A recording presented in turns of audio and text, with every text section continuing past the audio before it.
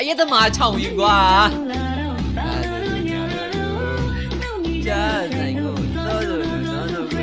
哎，有嘢一日兜年啊，一日兜年咯，所以佢今日做嚟一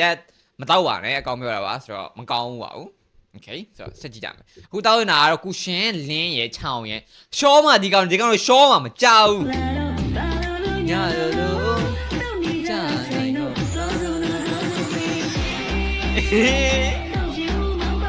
ဟုတ်တယ်อ่ะတချင်းတိုင်နေတယ်အဲ့ဒီထားတာတော်တော်လေးကိုမှကောက်ပါတယ်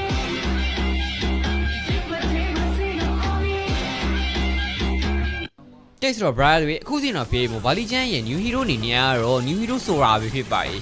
ဒီကောင်ကလीစောင်းဝါထူးဆန်းနေဘလို့ဒါတူစီမဆိုရင်လည်း scale ပေါင်း6ခုလောက်ရှိတယ်ဗျာ ultimate ဆိုရင်နှစ်ပုံစံဟိုမှာသူ့ရဲ့ scale က6ခွက်လောက်ကိုပါဝါယူဗျာအဲ့ထဲမှာတိလားပြီးကြတော့ yo ha ဆိုရင်လည်းနောက်ထပ်3ခွက်ဆိုတော့အဲ့ဒီ6နဲ့3ပေါင်းလို့ရှိရင်6ဗျာ brother လုံးဝကိုတကယ်ကိုကျန်းတာဗျာကဲဆိုတော့ gameplay လေးကိုဘလို့ကြည့်ရှုပြီးတော့ခံစားရတော့တာကြီး new season မှာဆိုရင်လေ brother နဲ့နေရတော့ဒီ new hero နဲ့ကျန်းဖို့လုံးဝမမေးပါနဲ့တကယ်လို့မှကျန်းလို့ပဲဖြစ်ပါရဲ့တာကြီးတို့မဟုတ်လို့ရှိရင်ဘန်မဟုတ်လို့ရှိရင်လုံးဝကိုဖိတ်ချလိုက်တာကြီးတို့ okay နားစား